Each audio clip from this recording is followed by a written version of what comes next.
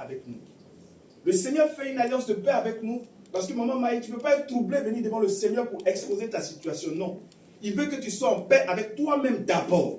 Amen. Et enfin, exposer ta situation. Parce que ce n'est pas dans la détresse là que tu as crié, Seigneur, aide-moi, aide-moi. Tu as une situation tu dois régler une situation à 17h. Et il est 8h du matin. Tu n'as pas les ressources nécessaires pour pouvoir régler cette situation. Tu as frappé à toutes les portes. Toutes les portes sont fermées. Et cette situation à 17h est cruciale pour ta vie. En temps normal, de manière naturelle, tu vas paniquer. Mais Dieu dit, garde ta paix, garde ta paix. Ce qui va se passer à 17h, je gère. C'est pourquoi il exige que tu saches qu'il a fait une alliance de paix avec toi. Peu importe la situation, aussi compliquée qu'elle soit, que ce soit l'immigration, l'hôpital, mais tu gardes ta paix avec lui. Donc quand tu es conscient qu'il a fait une alliance de paix avec toi, partout où tu pars, s'il y a une situation, Seigneur, je remets ça entre tes mains. Je garde mon calme, Seigneur. Tu as dit, l'Éternel combattra pour moi et moi de garder le silence. Amen. Et c'est le protocole du royaume. Et comme je suis dans ton royaume, Seigneur, peu importe la gravité de la chose, le diagnostic du médecin, je garde mon calme. Parce que c'est toi qui combats pour moi. Je te remercie parce que tu es Dieu de ma vie. Je te remercie parce que, Seigneur, je te laisse le contrôle de tout ce qui se passe dans ma vie. Alors gère la situation. Et tu vas dormir comme si rien n'était. Et c'est dans cela que Dieu va faire ton combat. Est-ce que quelqu'un me comprend? C'est comme ça que Dieu fait le combat de tous ses enfants. Tu n'as pas besoin de paniquer. Non. Tu n'as pas besoin de paniquer. Joël chapitre 2, verset 21. Amen. Terre. Ne crains pas. Je prends. Terre. Terre. Ne crains pas. Donc enlève la terre, mets ton nom. Claude, ne crains pas. Ne crains pas. Ensuite. Sois dans l'allégresse. Sois dans l'allégresse. Pourtant le problème est difficile, c'est dur. Il dit en face du problème, ne crains point. Sois dans l'allégresse. Je ne crains point. Je suis dans l'allégresse. Et la troisième condition, il dit, réjouis-toi. Pourquoi? Car l'Éternel fait de grandes choses. Je prends papa. Terre. Ne crains pas. Ne crains pas. Sois dans l'allégresse. Sois dans l'allégresse. Et réjouis-toi. Et réjouis-toi. Car l'Éternel fait de grandes choses. Papa, Dieu, est-ce que je peux me réjouir devant une situation compliquée? Non. Non. Ça, c'est le naturel. Mais nous sommes des personnes surnaturelles. Et dans le surnaturel, on ne craint pas. Papa, on ne craint pas. Tu me dis même, frère Dakoui, tu racontes quoi? Frère, on ne craint pas. Alléluia. Il dit, terre, ne crains pas. Sois dans l'allégresse et réjouis-toi. Car l'Éternel va faire de grandes choses. Merci, papa. Que Dieu te bénisse. Ce matin, nous allons parler de l'alliance de la fécondité. Alléluia. L'alliance de la fécondité. Amen. Amen. L'alliance de la fécondité. Alléluia. C'est pas seulement faire des enfants. Amen. Il faut comprendre par fécondité, être productif vis-à-vis de Dieu. Amen. Alliance de la fécondité. Dieu a créé toutes choses. Quand tu finis le livre, Olivia, Genèse chapitre 1, c'est lui le créateur. Il est Dieu créateur. C'est-à-dire que mon coco taillé, c'est lui qui l'a créé. Ma tête, ma vie tout entière, c'est lui qui a créé. Alléluia. La taille, la grande taille de maman Adassa, c'est lui qui lui a donné. Alors, la beauté de nos mamans, c'est lui qui a donné. C'est lui le créateur de toutes choses. Tout ce qui est en nous, c'est lui qui l'a créé. Alors, si quelque chose ne va pas bien, les amis, c'est vrai à l'hôpital, mais je vais alors premièrement voir le créateur. Le foie que tu avais mis ici, là, on dit c'est comme ça. Comme toi, tu as la pièce de réchange, c'est toi qui l'as créé. Seigneur, guéris-moi s'il te plaît. Amen. Alléluia. Amen. Parce que quand j'ai deux yeux, j'ai deux mains. Je peux avoir une main ici et avoir une main là. Mais mes deux yeux, je ne peux pas avoir un œil au ciel et puis un œil sur la terre. Est-ce que quelqu'un peut le faire? Ça veut dire qu'une fois que je fais confiance à Dieu, je m'arrête à lui. Pour toute situation de ma vie. Mais si je sais qu'il y a une fécondité, il y a quelque chose qui ne va pas, je vais aller voir tous les médecins du monde. Et à la fin, là, quand ils donnent les diagnostics pour dire que ce n'est pas possible, c'est là maintenant que je vais les laisser.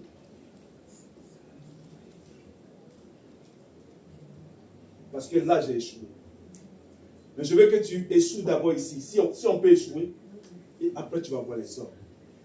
Parce qu'avec Dieu, on n'échoue jamais. Amen. Genèse chapitre 1, verset 27 au verset 20. Dieu créa l'homme à son image. Dieu a créé papa Dieu à son image, papa Jonas à son image. Il le créa à l'image de Dieu. Il le créa à l'image de Dieu. Il créa l'homme et la femme. Il créa l'homme et la femme.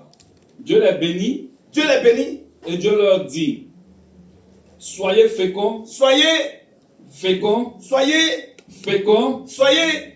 féconds. On dit Dieu les bénit. Et la toute première bénédiction qu'il donne, il dit soyez féconds.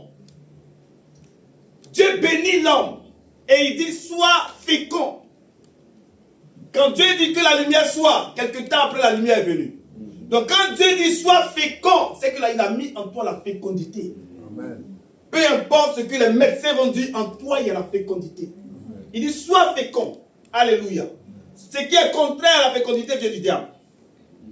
Si les diagnostics te disent que tu ne peux pas enfanter, ça vient du diable. Parce que dans la structure de Dieu, tu es fécond, tu es féconde. On va le voir ce matin. Vas-y, papa. Sois fécond.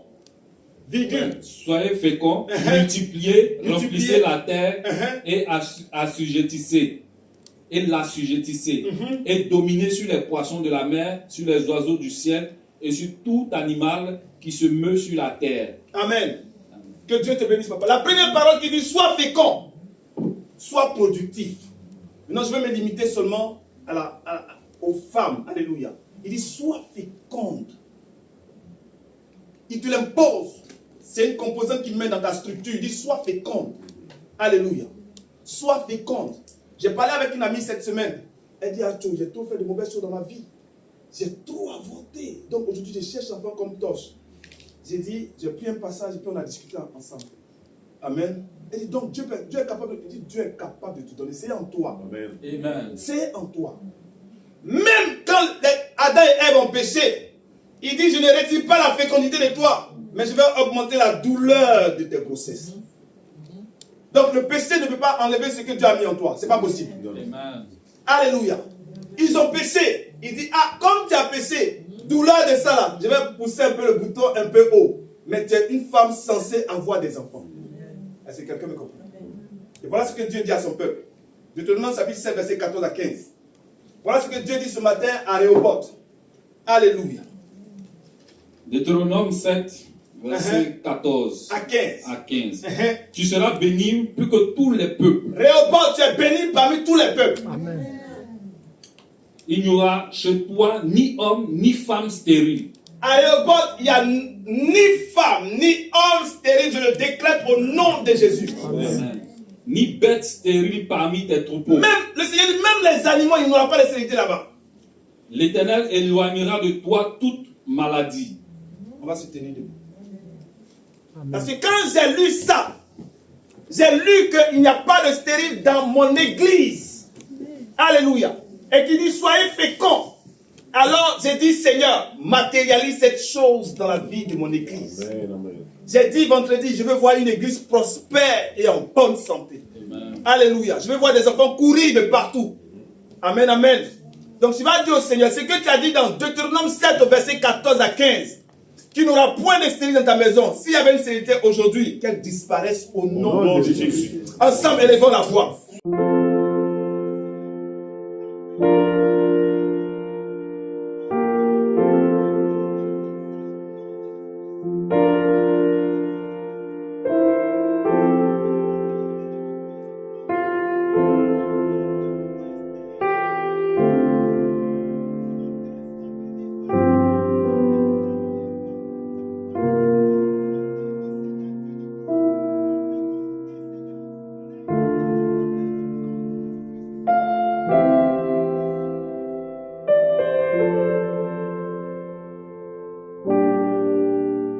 Voilà ce que Dieu dit à Rehoboth dans Deutéronome 7 au verset 14. Lis mon frère. L'Éternel éloignera de toi toute maladie. Personne n'est malade dans cette salle. Personne, frère. Amen. Les amis, je n'ai pas inventé, c'est la parole de Dieu. Il dit sa parole est comme un marteau qui brise le roc. Il dit il éloigne la maladie de Rehoboth. Donc si tu es ici, aucune maladie. Si ce matin il y a une maladie, on va prier le Seigneur. Alléluia. Amen. Ensemble, élevons la voix. Sois béni.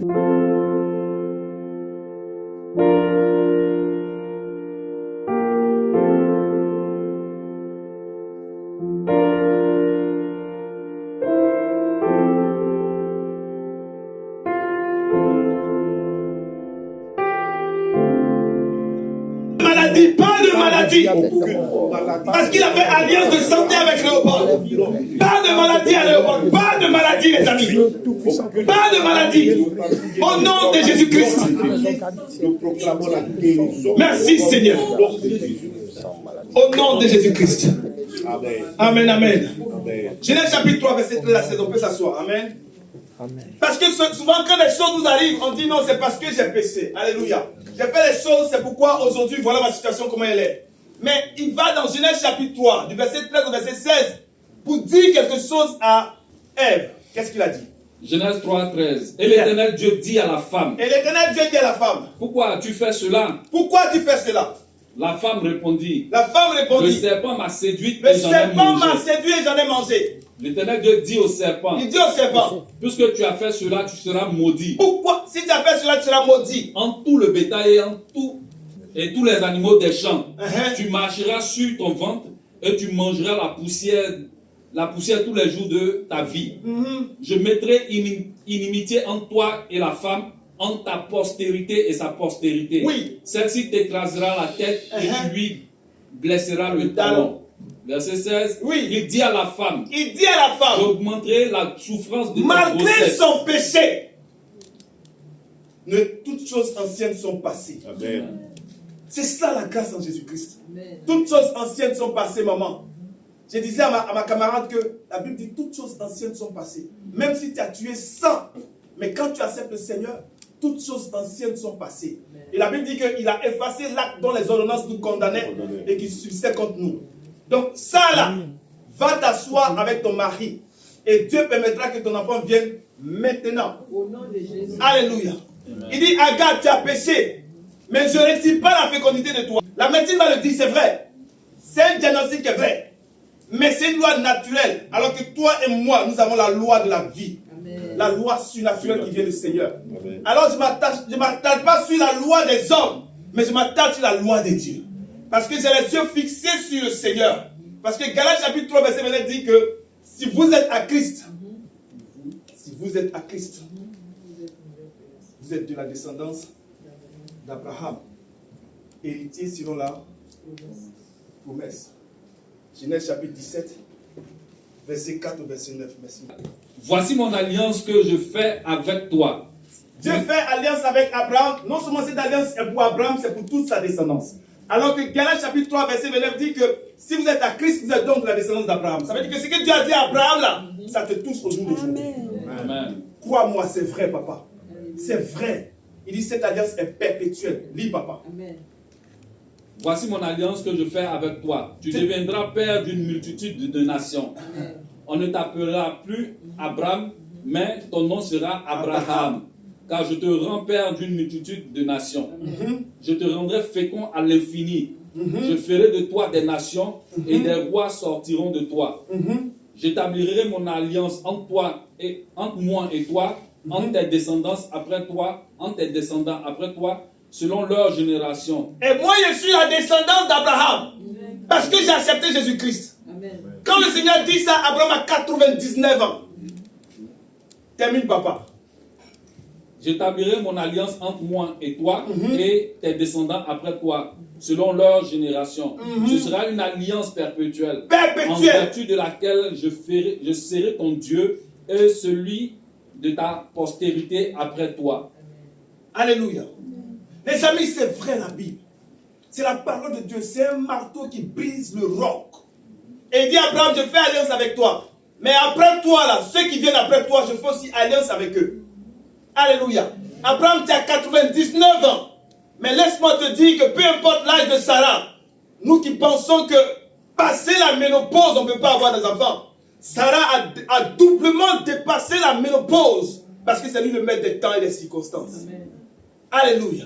Et il dit, tu vas avoir des enfants. Abraham, tu seras père d'une nation. Son nom avant était Abraham. Ça veut dire père exalté. Amen. Et Dieu vient lui dire que tu vas avoir un enfant. Et lui-même, quand il se regarde, il sait que c'est plus comme à 20 ans. Amen. Mais maintenant, il a 99 ans. Et Dieu lui dit, tu seras papa. Et il dit, ah! Si c'est 25 ans, je pourrais comprendre. 30 ans, je pourrais comprendre. Mais près de 100 ans. Et lui-même, il est choqué. Et quand c'est comme ça, les amis, Dieu dit, si je te laisse avec le Père exalté, c'est pas bon. Je vais te donner le nom, Père d'une multitude. Mais Abraham habite dans un quartier. Et le quartier sait qu'il n'y a pas d'enfant chez lui. Et quand Sarah va dire, oh Abraham, imaginez la moquerie du quartier. Comme tu ne crois pas, je vais te changer de position au niveau de ton nom. Et comme aujourd'hui je ne peux pas m'appeler Abraham, je vais changer ma manière de me conduire vis-à-vis du miracle. Amen. Je considère que c'est vrai. Amen, amen. Alléluia. Amen. Comme je ne peux pas changer mon acte de naissance, je peux changer mon comportement. Amen. Alléluia. Amen. Lui c'était Abraham, c'est Dieu qui a changé. Mais aujourd'hui, qu'est-ce que Dieu peut changer pour que la fécondité prenne la place de la stérilité? Je vais me comporter comme si les enfants pleuvaient dans ma maison. Amen. Est-ce que quelqu'un me comprend? Amen. Parce que les hommes passent. Et puis Sarah veut demander quelque chose à Abraham. Et elle dit, hey, c'est quoi Abraham? Comment tu vas? Donc, à qui c'est qui passe à côté, c'est que, le gars là, il n'a même pas un enfant. Et imaginez maintenant la réaction d'Akissi à côté. Et puis elle dit, mais les gens la rêvent. Laisse-moi rêver. C'est des enfants dans ma maison. Amen. Laisse-moi rêver. Il y a des enfants dans ma maison. Laisse-moi rêver. Il y a des enfants dans ma maison. À tel point que Sarah dit, comme ça dure, je te donne ta servante Agar. Mon mari prend Agar et va avec elle. Et Abraham a sauté dessus. Il a pris Agar. Et Agar a commencé à mal se comporter dans la maison. Et elle a été chassée. Mais les amis, ce que tu vois définit ton avenir. Agar est partie. Et l'ange l'a trouvé là où elle était. Reviens dans la maison. Quand tu vas revenir, Sarah va voir comment est une femme enceinte. Et elle regarde comment une femme marche. Elle fait son ventre comme ça. Donc Sarah, quelque part, quand elle se met tout seule, elle copie le comportement, elle voit comment la femme se comporte. Elle crache plusieurs fois, elle crache aussi. Les amis, c'est ça la vie chrétienne. Je n'ai pas encore vu, mais je me comporte comme si. Heureux celui qui croit. Sans avoir vu. C'est la Bible, les amis. C'est pas un rêve. C'est la vie, c'est la vie biblique. Sarah regarde. Elle regarde comment Agar marche. Elle regarde comment Agar fait. Moi, je peux tomber enceinte. Amen. Alléluia. Peu importe ton âge, tes jumeaux peuvent pleuvoir de ton ventre. Si seulement si tu crois. Amen. Alléluia. C'est possible, les amis. C'est possible. Église, c'est possible. Église, c'est possible. Amen. Il a fait alliance de fécondité avec nous. C'est pourquoi la première condition pour que cette alliance puisse prendre de l'effet dans ta vie, c'est la foi. Amen. Parce que quand le diagnostic sort, quand le médecin dit que c'est pas possible, Papa Claude, quand le médecin dit que c'est pas possible, tu sais que cette clinique est renommée. Ils ont les bons diagnostics. Et ça coûte cher. C'est les 60 000 $. C'est les 20 000 $. Et eux, ils disent que c'est pas possible que tu puisses enfanter. C'est vrai ce qu'ils ont dit. Mais ça, c'est le naturel. Amen. Et mon Dieu ne marche pas avec le naturel. Alléluia. Amen. Donc, si le côté foi ne rentre pas en action, parce que ce que le monsieur a dit, c'est pas faux. Mais ça se situe au niveau du naturel. Alors, je prends le diagnostic et je sais une chose. Tous ceux qui sont nés de Dieu, tous ceux qui sont nés de Dieu, tout ce qui est né de Dieu a triomphé. Est-ce que quelqu'un croit? Amen. Est-ce que tu prends conscience de cette parole? Alléluia. Tout ce qui est né de Dieu a triomphé du monde. Donc tout ce qui est né de Dieu a triomphé du monde. Docteur, je ne mets pas en cause, je ne mets pas en cause ton diagnostic. Je sais que tu es médecin, mais tout ce qui est né de Dieu a triomphé du monde. Et la victoire qui triomphe du monde, c'est ma foi. Amen. La victoire qui triomphe du monde, c'est ma foi. Donc si le médecin dit que, voilà, tu as fait 10 avortements, donc tes trompes sont bouchées, tout est bouché. Mais Genèse chapitre 1 me dit que c'est lui le créateur. Donc il a pris son temps pour tisser mes trompes. Donc si mes trompes sont en dysfonctionnement, il est capable de remettre ça en place. Parce qu'il est Dieu qui l'a pris son sang. Amen. Ecclésiaste chapitre 11, verset 5. Je sors de chez le médecin et il me dit que c'est pas possible que je puisse avoir un enfant. Maintenant, Ecclésiaste 11, verset 5 me dit quoi, maman? Comme tu ne sais pas quel est le chemin du vent, Tu ne sais pas quel est le chemin du vent. ni comment se forment les os dans le ventre de la femme enceinte. Comment se forment les os de l'enfant dans le ventre de la femme enceinte? Tu ne connais pas non plus l'œuvre de Dieu. Tu ne connais pas l'œuvre de Dieu. Tu ne sais pas ce que Dieu est capable de le faire. La science ne peut pas te dire comment les os sont formés dans le ventre de l'enfant. Il dit, comme tu ne sais pas toutes ces choses-là. Maintenant, comment tu as avoir un enfant? Ça dépend de moi. Ça dépend de ta foi. Amen. Ça dépend de ta foi. Amen. Alléluia. Ça dépend de ta foi. Tu as tourné dans tous les hôpitaux des États-Unis. Mais c'est l'hôpital high level.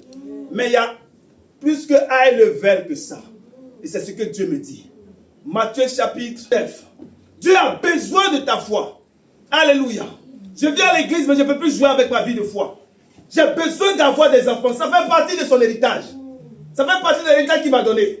Et quand il m'a construit, il dit, sois fécond. C'est la première parole qu'il a prononcée, sois fécond. Amen. Alors c'est une obligation que je puisse être fécond. Alléluia. Alléluia. Les amis, toutes les compagnies qui existent, quand les compagnies sortent un produit et qu'il y a un dysfonctionnement dans le produit, ils ramènent tous les produits à l'entreprise et on reprend ça. Toi et moi, nous sommes des produits de Dieu. Amen. Et la stérilité va venir dedans, c'est pas normal. Non. C'est pas normal. Gloire à Dieu. C'est pas normal parce que je suis le produit de Dieu. Et dans le produit de Dieu, il a mis la fécondité. Alors je dois faire des enfants. Comme il y a un gars qui dit, je dois faire des enfants. Pouah. Au nom de Jésus. Amen. Et Je dois faire des enfants. Pouah. Gloire à Dieu. Vas-y, lis, maman. Matthieu 9, 27. Oui. Étant parti de là, Jésus fut suivi par deux aveugles. Deux aveugles, ils sont aveugles, maman. Deux aveugles sur Jésus. Ils sont aveugles. La médecine ne peut pas faire quelque chose pour eux. Alors ils suivent le Créateur. Qui criait, aie pitié de nous, Aie pitié de nous, fils de David. fils de David. Lorsqu'il fut arrivé à la maison, Lorsqu'ils sont arrivés à la maison, les aveugles s'approchèrent de ils se lui sont approchés de Jésus. et Jésus leur dit, Approche-toi de Jésus, s'il te plaît. croyez-vous que Avec je ton puisse problème, faire cela? accroche-toi de Jésus. Avec ton Croyez-vous? problème, accroche-toi de Jésus. Amen. Et il pose la question. Croyez-vous que je puisse faire cela? Et ce matin, le Seigneur te pose la question par rapport à ce que tu vis. Le Seigneur te pose la question, Guillaume. Amen. Ce que tu vis là, est-ce que tu crois que je suis capable de te sortir de cette situation? Gloire à Dieu. Alléluia. Merci, Seigneur. Dieu te pose la question ce matin. Pourquoi? Parce qu'il est Dieu, il peut le faire. Alléluia. Mais il a besoin de naviguer sur ta foi. Amen. Il a besoin de chaffer sur ta foi. Parce que tu viens auprès de lui. Que celui qui s'approche de Dieu croit que Dieu existe. Et les aveugles le poursuivent. Alléluia. Amen. Les aveugles marchent avec lui. Maman, c'est moi, je veux voir. Alléluia. Et donc, ils sont aveugles.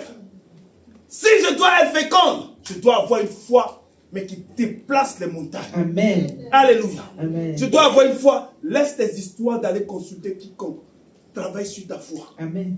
Travaille sur ta foi. Ils sont deux aveugles. Et ils suivent le Seigneur. Ils marchent derrière lui. Les amis, c'est moi, je suis avec tous les jours. C'est moi, j'ai ma situation compliquée. Et ce matin, le Seigneur te pose la question. Est-ce que, Croyez-vous que je puisse faire cela? Eric, crois-tu que la situation dans laquelle tu es, je peux te sortir de là? Est-ce que tu crois? Papa Dao, Dieu dit, est-ce que la situation que tu traverses, crois-tu que je peux te sortir de là? Au nom de Jésus. Ça dépend de ta réponse ce matin. Crois-tu que la maladie que les médecins ont diagnostiquée, crois-tu que je peux te guérir de ça? C'est à toi de répondre. Et une fois que tu réponds, alors le Seigneur entre en action pour pouvoir ôter cette maladie de ta Au nom vie. de Jésus. Alléluia. On va se tenir debout. Parce que ce matin, personne ne doit sortir avec difficulté quelconque. Librement. Oui, Seigneur, lui répondit-il. C'est alors, Alors il toucha leurs yeux en disant qu'il vous soit fait selon votre foi. alléluia. Et leurs yeux s'ouvrirent. Jésus leur fit cette recommandation sévère. Prenez garde que personne ne le sache. Ils étaient malades, ils avaient une cécité. Et à cause de la foi, et à cause de ta foi ce matin, cette cécité, ce dysfonctionnement dans ton corps s'arrête en fonction de ta foi. Parce que le Seigneur veut naviguer sur ta foi, il veut s'appuyer sur ta foi ce matin. Dieu veut s'appuyer sur ta foi. Et je t'en supplie, aie confiance en Dieu ce matin. Dieu dit, Léopold, est-ce que tu crois que je peux changer ta situation tout de suite? Et de là où tu es, regarde la situation. Longtemps, tu as cru qu'elle était impossible. Mais ce matin, Dieu vient dans ce chapitre de Matthieu, chapitre 9, je crois. Et il te dit, est-ce que tu penses que, au sortir de ce culte, parce que je suis le Seigneur de tout à coup, je suis le Seigneur de l'instantané. Et c'est de manière instantanée que ces aveugles ont commencé à voir. Est-ce que tu crois que ce matin, ce que tu appelles problème cécité, est-ce que tu crois que le Seigneur Jésus-Christ peut le faire ce matin? Au nom de Jésus. Le Seigneur veut t'entendre parler. Oui. Alléluia. Est-ce que tu crois que le Seigneur peut faire? Oui. Seigneur, je bénis ton nom, je te rends grâce. On va, comme tu as dit oui, et que les aveugles ont été guéris, alors on va se tenir debout pour dire merci à Dieu. Parce que ton petit oui change la situation. Crois-moi ce matin. Et ce matin, il lève la voix. Et il dit, comme tu as dit oui, comme tu as confiance qu'il est Dieu, comme tu as confiance que tout est accompli dans ta vie, alors ce matin, remercions le Seigneur. Parce que tu n'as pas encore vu le miracle que tu crois que c'est déjà fait. Ensemble, prions le Seigneur, bien-aimé. Merci infiniment, éternel, pour la vie, votre grâce et votre bénédiction. Merci infiniment, Seigneur, de sauver. Seigneur, je te dis merci pour tous les miracles que tu as accomplis ce matin. Je te dis merci pour tous les miracles que tu as accomplis ce matin, Seigneur. Toute l'église de Léopard, Seigneur, rentre dans le miraculeux ce matin au nom de Jésus-Christ. Chaque fidèle rentre dans le miraculeux ce matin au nom de Jésus-Christ. Parce que, Seigneur, tu es là pour nous, Seigneur. Nous sommes à ta charge. Et tu es là à la croix pour chacun de nous. C'est pourquoi ce matin, si ces aveugles ont vu, je déclare ce matin que tout le monde, Seigneur, est dans l'accomplissement, Seigneur, de son miracle au nom de Jésus-Christ. Sois béni, sois élevé au nom de Jésus-Christ. Que quelqu'un dise Amen. Amen. On peut s'asseoir, les amis. Alléluia. Amen, amen, amen. On peut s'asseoir. Les amis, nous sommes confrontés tous les jours à des situations. Donc, la première des choses pour que l'alliance de fécondité prenne forme, c'est de garder ta foi. Garde ta foi, papa. Bako, garde ta foi. Le médecin va beau parler, c'est vrai. C'est naturel, mais garde ta foi. Donc, la première condition pour que l'alliance de fécondité prenne acte dans ta vie, c'est la foi. Alléluia. Et la seconde, on va monter un peu d'un cran. Maman, il a parlé de ça un peu ce matin. Alléluia. C'est-à-dire que tu dois prendre conscience que la loi surnaturelle, la loi de Dieu est au-dessus de la loi naturelle. Est-ce que quelqu'un me comprend? Amen. Jean chapitre 11. Amen. Amen. À partir du verset 38, j'ai donné à quelqu'un. Jean 11, 38. Jésus, frémissant de nouveau en lui-même, se rendit au sépulcre. Il s'est rendu au sépulcre de Lazare. C'était une grotte. Et une pierre était placée devant. Jésus dit, ôtez la pierre. Jésus dit, ça fait 4 jours qu'il est dans le tombeau. 4 jours, les amis, qu'il est dans le tombeau. Et Jésus vient dire, ôtez la pierre. Marthe, la sœur du mort, sa sœur dit, Seigneur, il sent déjà. Tu ne vois pas ce que le médecin a dit. Voilà même le diagnostic qui est là. Voilà ce que le médecin a dit. Tu as cherché quoi dedans? On dit non, tu n'as pas papier, on va te la partir. Tu as cherché quoi dedans? Donc tout est déjà accompli pour qu'on puisse te mener la vie dure. Mais il m'a dit, Seigneur, ça fait 4 jours qu'il est là-bas. Il est mort, son corps sent déjà. Ça, c'est le naturel. Un corps qui fait 4 jours quelque part, il va commencer à sentir. C'est naturel. Mais laisse-moi te dire que la loi spirituelle est au-dessus de la loi naturelle. Au nom de Jésus. C'est pourquoi la prédication de la croix est folie pour ceux qui périssent. Ceux qui parlent de Jésus, on les prend comme des fous. Alléluia. Lis, maman. Jésus lui dit, ne t'ai-je pas dit? Je ne t'ai pas dit, Marthe. Marthe, je ne t'ai pas dit. Si tu crois seulement, tu verras la gloire de Dieu. Tu verras la gloire de Dieu. Alléluia. Amen. Merci, maman. Ça fait 4 jours, il est dans le tombeau. Ça fait 4 jours. Dakoulita Enikes, tu es en France, tu n'as pas de papier, tu vas marier une femme qui n'a pas de papier.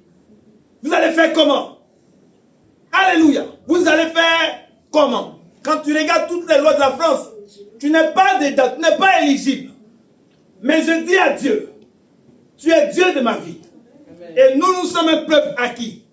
Nous sommes une race royale. Amen. Donc, nous n'avons pas le même traitement que tout le monde.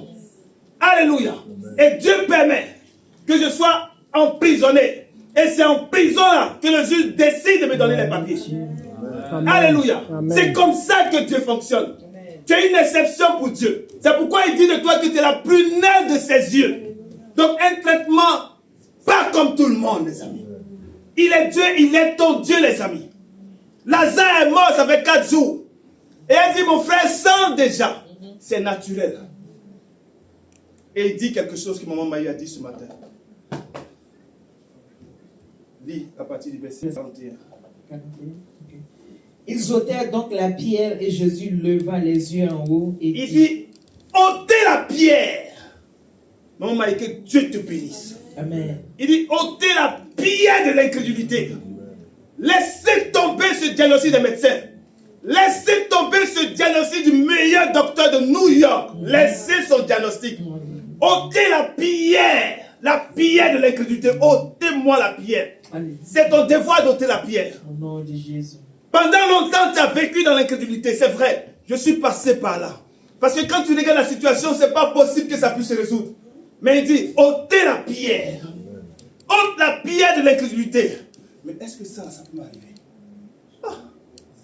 Est-ce que, Papa Dao, depuis la recherche, je travaille, on ne trouve pas. Est-ce que ça peut arriver? Est-ce que à 50 ans, je peux avoir un enfant? Est-ce qu'à 54 ans, je peux avoir un enfant? C'est parce qu'il y a la pierre de l'incrédulité que la chose ne vient pas. Jésus dit, ôtez d'abord la pierre. Une fois que la pierre est quittée ce matin, une fois que la pierre est ôtée, Papa Dieu, j'ai dit hier je ne croyais pas, mais aujourd'hui comme un bébé je crois. Aujourd'hui je crois. On a vu dans Ecclésiaste chapitre 11 verset 5, où il va passer pour le faire, lui seul le sait. Même moi, je mets ma foi en lui. Si Sarah, doublement ménopausée, peut avoir un enfant, c'est que moi je peux aussi avoir un enfant. Elle a 90 ans. Tu vas me dire, chef, il faut réfléchir un peu. Pardon, je ne vais pas réfléchir. Laisse-moi dans ma folie, parce que le Seigneur est capable de le faire. Alléluia. Amen, amen. Amen. Amen. Que Dieu vous bénisse. Amen. Alléluia. Il dit, ôtez la pierre. Combien de fois nous avons gardé des pierres au devant de nos cœurs? Les amis, combien de fois nous avons gardé des pierres au devant de nos cœurs? Combien de fois? Ta vie est une bénédiction pour Dieu. Et ce matin, maman Consi a dit, tout est accompli. Ta green card est accomplie. Amen. Ta santé est accomplie. Amen. Ta bénédiction est accomplie. Amen. Mais les deux aveugles se sont rapprochés du Seigneur. Quelle est ta distance avec le Seigneur? Quelle est ta distance avec le Seigneur?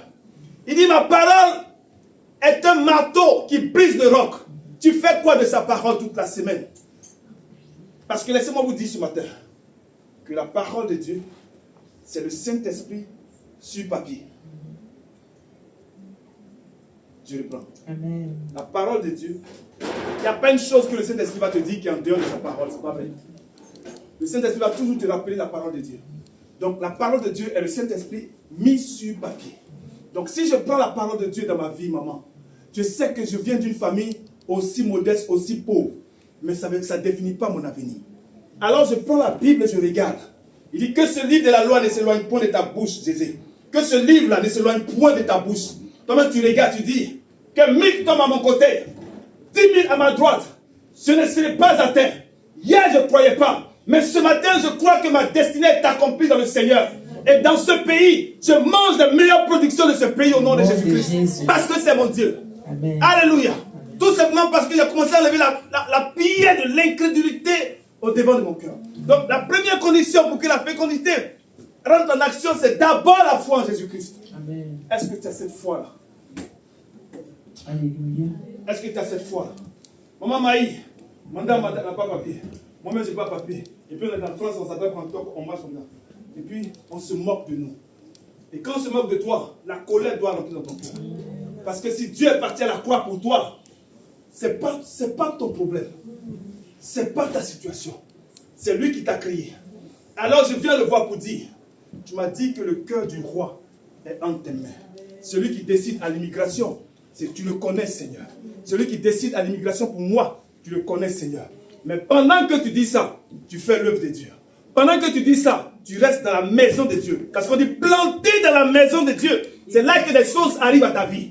Planter dans la maison de Dieu. Ne prends pas l'église comme étant un passe-temps. Non. L'église, c'est la maison de refuge pour quiconque croit. C'est pourquoi Paul dit, l'évangile que vous voyez là, c'est la puissance de Dieu. Amen. Pour tous ceux qui croient. Donc je crois que je suis béni. La première parole qui dit, sois béni l'homme. Dieu bénit l'homme. Donc une personne qui vient me maudire, je ne tiens pas acte de ça. Je ne fais pas attention à ça. Je suis l'ouvrage de ses mains. Moi, je suis l'ouvrage des mains de Dieu. La dernière fois que je suis passé ici, il dit, je fais de vous des rois et des sacrificateurs. Donc j'ai vu que mes cheveux avaient trop poussé. Donc j'ai pris la tondeuse d'un vrai roi. Il doit avoir une belle coiffure. Maman Géné m'a poussé. Va te coiffer. Amen. Donc j'ai pris, j'ai tout enlevé. Là maintenant, j'ai laissé ma un roi.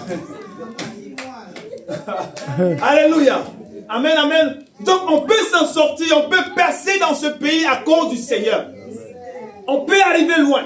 Mais seulement, on ne peut pas aller quelque part sans sa parole. Alléluia. Lazare est mort, on ne peut plus rien faire. Mais il dit à Marc, tu dis quoi? Marc dit, Seigneur, ça fait 4 jours qu'il est là-bas, son corps sent déjà. Oui, c'est quand tout est gâté que moi je rentre en action. Les amis de Daniel étaient dans la fosse.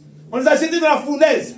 Et c'est dans la fournaise que le Seigneur peut les croiser pour dire, peu importe les difficultés sur la terre, moi je gère. Au nom de Jésus. Où es-tu? À qui fais-tu confiance? À qui fais-tu confiance? Maman Adassa, à qui fais-tu confiance? Maman Consigne, à qui fais-tu confiance? Même si ta situation a perduré, elle est en face du Seigneur. C'est à toi de t'arrêter. Papa dit, tu n'as pas remarqué que quand on veut casser un roc, quand on prend le marteau, on tape seulement. Amen. Donc tous les jours, je suis en prière devant lui. Tu es Dieu de ma vie. Tu n'as point changé. Tu es bien, Seigneur. Tu es mon Dieu, Seigneur. En toi, j'ai mis toute ma confiance. Alléluia. Tu es Dieu, Seigneur. Tu n'as point changé. Et je prends le psaume 23. L'Éternel est mon berger. Je ne manquerai pas de green card. L'Éternel est mon berger. Je ne manquerai pas de santé. L'Éternel est mon berger. Je ne manquerai de rien. L'Éternel est mon berger. Je ne manquerai de rien. Moi et ma maison, nous sommes bénis. L'Éternel est mon berger. Je ne manquerai de rien. Seigneur, je te fais confiance. Je sais que tu es Dieu qui n'a point changé.